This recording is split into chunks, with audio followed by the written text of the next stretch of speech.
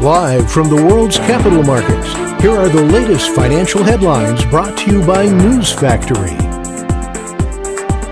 Hello and welcome to our daily financial outlook. Stay with us for more market headlines. The gold-dollar pair traded sideways in the last session.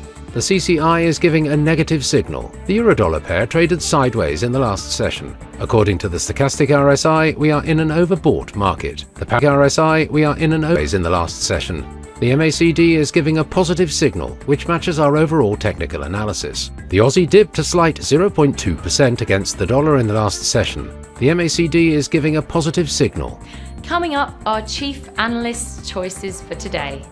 Wall Street was busy lowering their expectations for Chinese growth after official data showed the world's number 2 economy growing at a slower than expected rate. Crypto exchange Binance has completed the integration of the Bitcoin Lightning Network, allowing users to deposit and withdraw BTC using the Layer 2 scaling solution. The news comes less than a month after Binance announced their plans to integrate BitLightning Network. Tesla's directors agreed to settle a shareholder lawsuit challenging their compensation by returning to the company the value of 3.1 million stock options, worth $735 million, according to filing in a Delaware court. Those were today's major economic events, and now moving on to world financial headlines.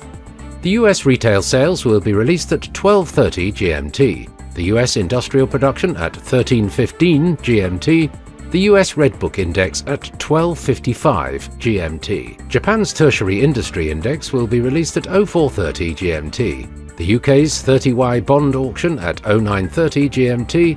Australia's RBA meeting minutes at 01:30 GMT. We hope that you've enjoyed Tuesday's financial report.